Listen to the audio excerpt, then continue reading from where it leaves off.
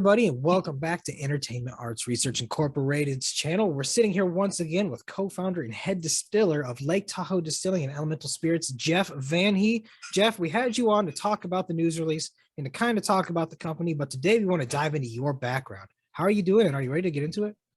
Yeah, let's do this.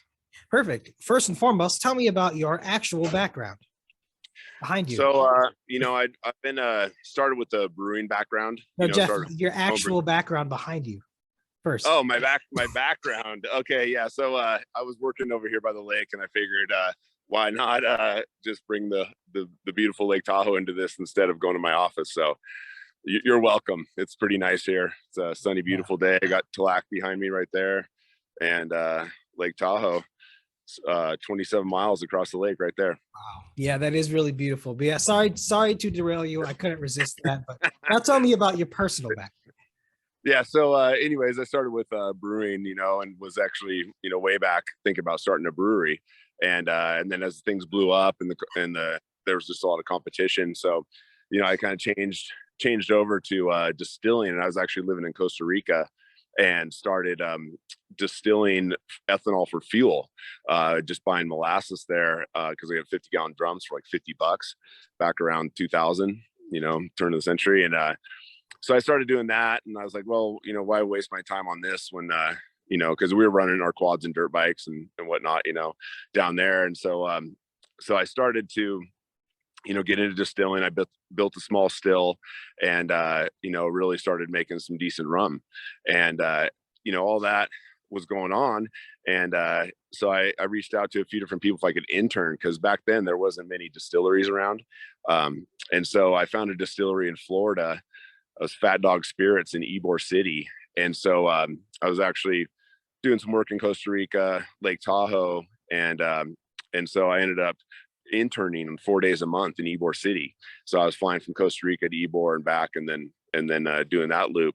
And we did vodka and a gin there. And so it kind of got me hands-on working with some stuff with the equipment and, producing some top shelf products. And so from then on, I started, applied for a distillery license. I went to school at UC Davis to kind of refine. I went to school for fermentation, here in Sacramento, or Davis actually, but in California here. Got the fermentation side of things really figured out, and then bought a bigger still. And by about 2009, had a DSP, a distilled spirit permit, and started, making incredible spirits. I was fermenting and macerating and distilling everything right here in Lake Tahoe, literally pulling off of lake water, out of the wells right at the lake. And, I ran that company for 10 years, and then I sold it in 2017. But, I learned a lot with that. I distilled, I think I had 23 products eventually, that I was doing, 4 different whiskeys and 3 different rum and several vodkas, several different gin and absinthe too. And, so, I got to, run with it, with that whole company. Sorry, there's an airplane flying over. Can you hear me all right? Yeah, all good. Okay. Yeah. So, after, going through all that, I really learned a lot about the world of spirits, the marketing side of it, the business side of it. When I started the company, it was kind of foolish because I was like, well, I'll make the best spirit in the world. And then here I go. And literally that's, half of it, as we all know. So you got to have a good product, you got to have a good packaging. But marketing and presence and all the other factors that go into it, I wore a lot of hats and I learned a lot, I can say that. So after all that, now moving into Lake Tahoe Distilling, I've streamlined some things, and really, have a hand on the throttle where I need to spend my time and where we're at with, the products, just putting the whole thing to get together. Yeah. So what's the magic in it for you? Like what is the thing that they're like, this is why I do it right here? What would that be? It's like an art, and it's just amazing to me. It is like magic that you can, ferment something and then throw it in the still and it comes out like a garden hose flowing, top shelf spirit.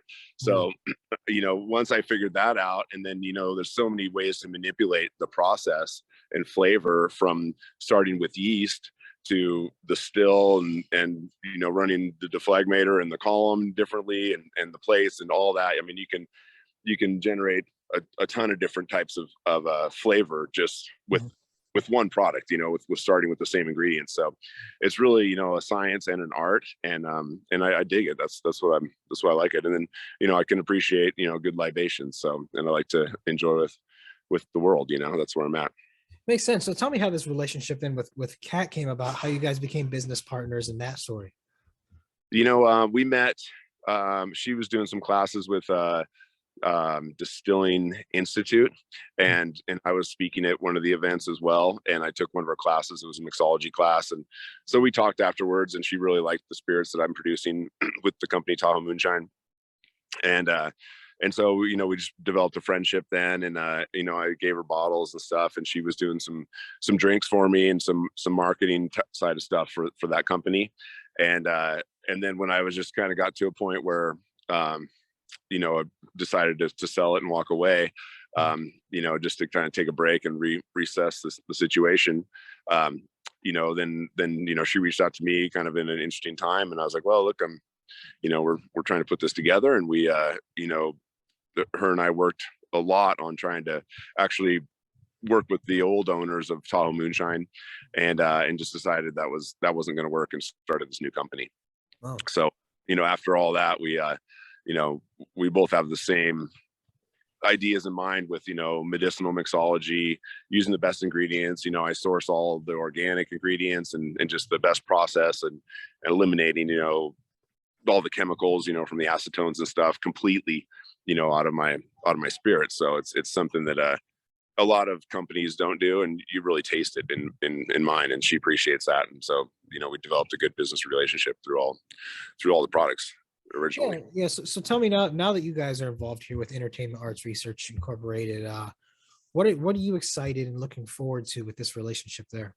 So mainly, we're just excited about getting in, across the nation, being able to take, collaboration with the other people involved, getting more capital together, being able to have, a distribution chain, and people really all over the world, and be a part of a publicly traded company, with all this coming together and the people who are involved.